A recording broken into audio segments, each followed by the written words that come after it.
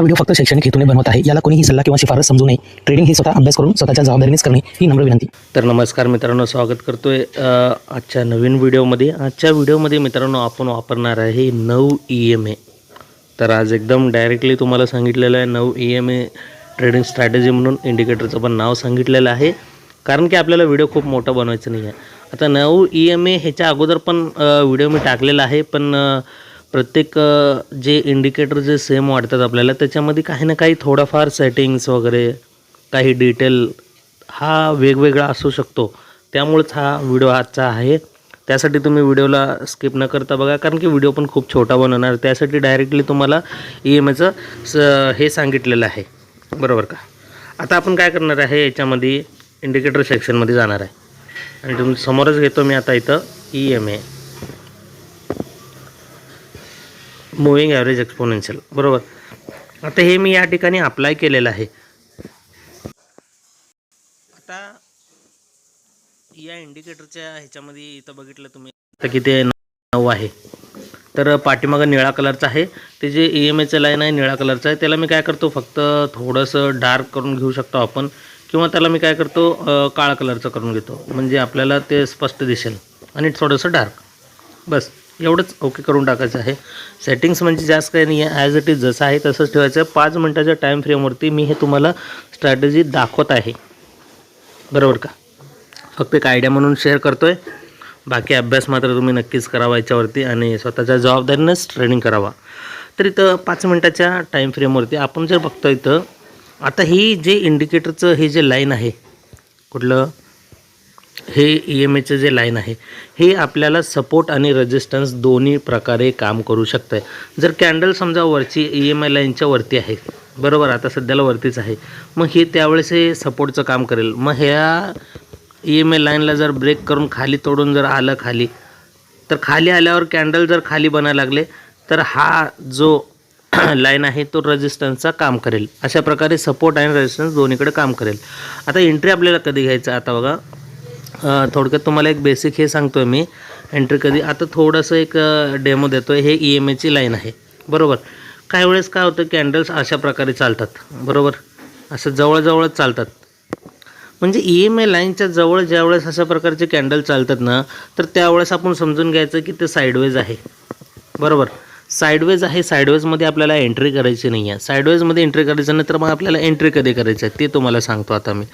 ज्यावेळेस EMA लाईनच्या, आता बघा समजून जिथून पण जातं आहे मार्केट अशा प्रकारे जातं, ज्यावेळेस आपण अशा प्रकारे वरून एक डिप घेऊन खाली येईल आणि खालच्या साईडला ब्रेक करेल आणि ज्या कॅन्डलचं ते लो ब्रेक करेल, बरोबर का, असं लो ब्रेक केल्याबरोबर आपली एंट्री असणार आहे ह्या कॅन्डलवरती आणि त्याच कॅन्डलच्या वरती SL असणार आहे आणि खाली टार्गेट 1:1, त्यानंतरनं 1:2चा आपल्याला टार्गेट घ्यायचं आहे आणि ते पण विथ स्टॉप लॉस प्रॉपर लावूनच, बरोबर का. कारण की कसं, स्टॉप लॉस लावल्याशिवाय कुठलेही ट्रेड प्लॅन करायचं नाही आहे.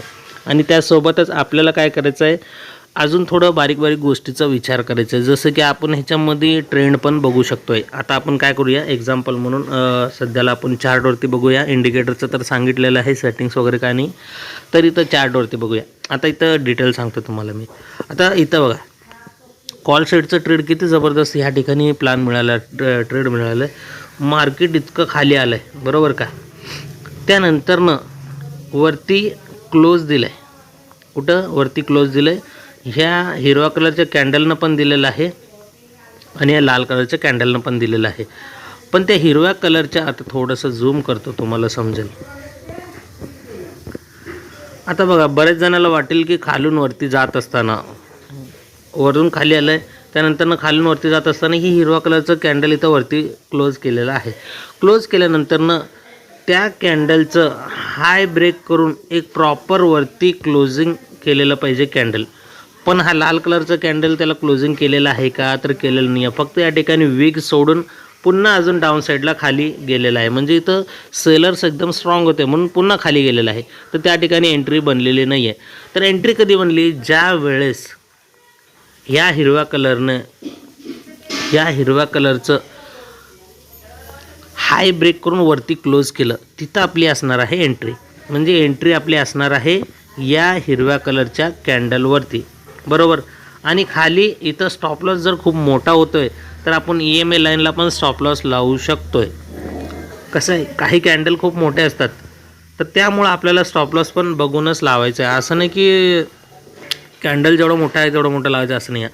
आता ही EMA लाईनला ब्रेक करून हिरवा इथं आलं, त्याचं हाय ब्रेक केलं इथं आणि हाय ब्रेक करून ह्या हिरवा कलरच्या ह्या कॅन्डलवरती आपली एंट्री असणार आहे. इथं क्लोज केल्याबरोबर आणि हे पण कॅन्डल कसं आहे, खूपच वरती जाऊन क्लोज केलं तर तिथं एंट्री नाही करायचं, थोडक्यातच क्लोज केलं म्हणजे जेणेकरून आपला SL पण छोटा लागेल. आता बघा SL इथं आणि पूर्ण जरी कॅन्डल धरलं तरी कमीत कमी फक्त एक 40 पॉईंटचा जर SL आहे, बरोबर.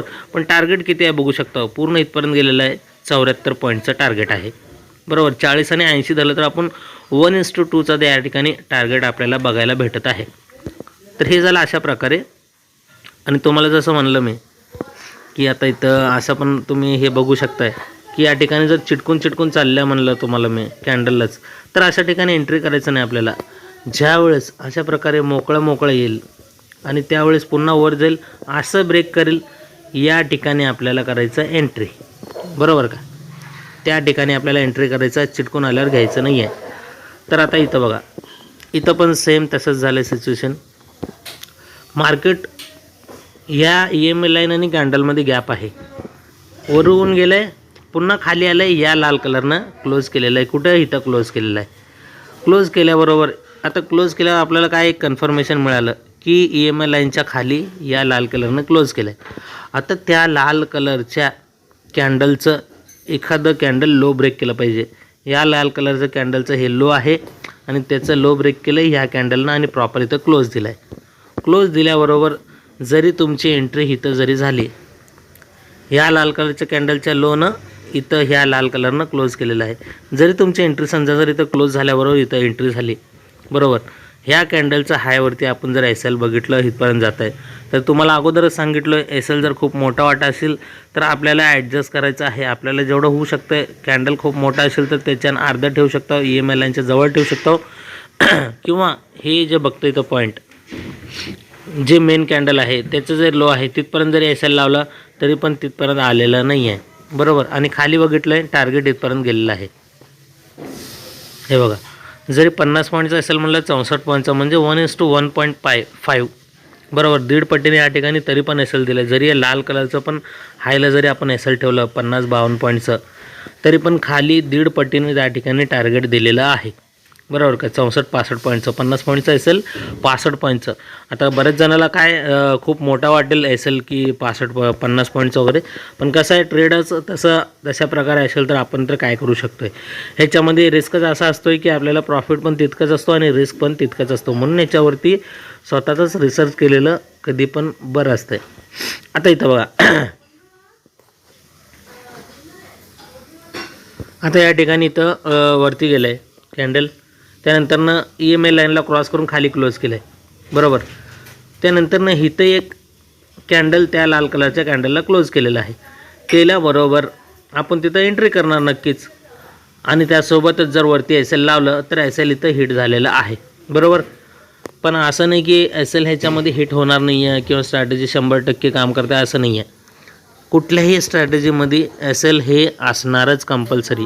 आता इथं एक आपलं समजा SL गेलं आहे, लगेच त्यावरती बघितलं आपण, वरती जाऊन पुन्हा खाली येऊन इथं लाल कलरनं क्लोज केलेलं आहे, त्याचं लो पण ब्रेक केलेलं आहे. तिथून जर एंट्री केलं तर टार्गेट इथपर्यंत दिलेलं आहे, SL इथंच आहे, बरोबर. थोडक्यात बघितलं आपण तर या ठिकाणी या लाल कलरच्या कॅन्डलच्या लो ब्रेकवरती एंट्री, त्याच्याच वरती SL आणि खाली टार्गेट इतकं मोठं. आता बऱ्याच जणाला वाटेल की सर इथं SL तर गेलं आहे, पण इथं टार्गेट इतकं मोठं मिळालेलं आहे, हे पण बघणं गरजेचं आहे. आता ह्याचं पण तुम्हाला काहीतरी सोल्युशन सांगतो मी की ह्याच्यामध्ये पण तुम्ही काय करू शकताय. हे तर सांगितलं तुम्हाला कॉल आणि पुट साईडचं. ह्याच्यामध्ये तुम्ही काय करू शकताय, थोडंसं चार्टला झूम करायचं, थोडंसं चार्टला झूम करायचं किंवा टाईम फ्रेम तुम्ही घ्या एक, जर समजू शकता एक 1 डेमध्ये टाईम फ्रेम ठेवा, बरोबर. अगोदर म्हणजे हे तुम्हाला कशाला सांगतोय तुम्हाला समजेलच.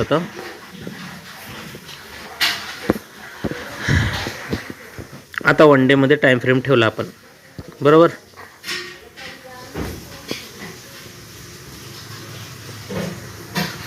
वन डेमध्ये टाईम फ्रेम ठेवल्यानंतर आपल्यासमोर काय दिसतंय की मार्केट वरून खाली पडतंय. एक मिनिट, मार्केटवरून खाली पडत आहे.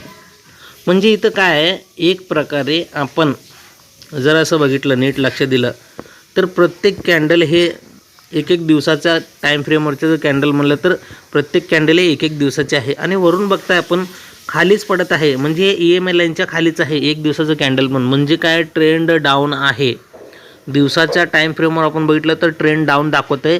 आणि इथं कुठं जाऊन चालू करंट कॅन्डल एक हिरवा कलरचा जो आहे तो EMA ला ब्रेक करून वरती क्लोज केलेला आहे. म्हणजे आता काय आहे, याच्यानंतरचे जे कॅन्डल बनणार एक दिवसाचे, म्हणजे जसं की पूर्ण दिवसभरामध्ये ट्रेंड हे अप ट्रेंडलाच असणार.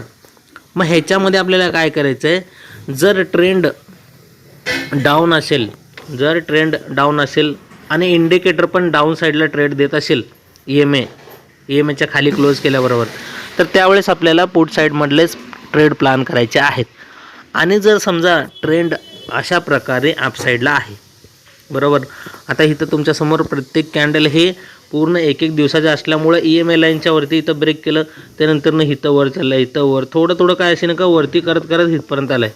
म्हणजे इथं काय बरेच दिवस बघितलं आहे आपण की इथं बघितलं 1 2 3 4 5 6 7 8 9 10 11 12 जवळपास 12 ते 15 जे कॅन्डल्स आहेत ते अपसाईडच्याच दिशेनं गेलेलं आहे. म्हणजे जे इथून सुरुवात झालेलं आहे क्लोज केल्यापासून EMAच्या लाईनच्यावरती इथपर्यंत बघितलं आपण वरतीच गेलेलं आहे. म्हणजे याला म्हणतात अप ट्रेंड. आणि अप ट्रेंडमध्ये ज्या वेळेस EMA लाईनच्या वरतीच क्लोजिंगचं जे सिग्नल मिळत आहे कॉल साईडचं, त्यावेळेसच आपल्याला कॉल साईडचंच प्लॅन करायचे आहे. म्हणजे सोपं भाषेत सांगायचं म्हणलं तर मार्केट अप साईडला असेल तर कॉल साईडचंच इंडिकेटर जिथं सिग्नल देतं आहे त्याला कॉल साईडलाच तुम्ही कॅप्चर करा. आणि मार्केट जर डाऊन ट्रेंड असेल तर इंडिकेटर सिग्नल जे डाऊन साईडलाच सिग्नल देतं आहे तिथंच तुम्ही डाऊन साईडला पुट साईडचंच ट्रेड कॅप्चर करू शकताय. तर अशा प्रकारचा हा इंडिकेटरचा तुम्हाला पूर्ण डिटेल सांगितलेला आहे. बाकी व्हिडिओ तुम्हाला कसा वाटला नक्कीच कॉमेंट करून सांगा. आणि व्हिडिओ आवडला तर लाईक शेअर आणि चॅनलला सबस्क्राईब करा. भेटूया पुढच्या नवीन व्हिडिओमध्ये. तोपर्यंत नमस्कार.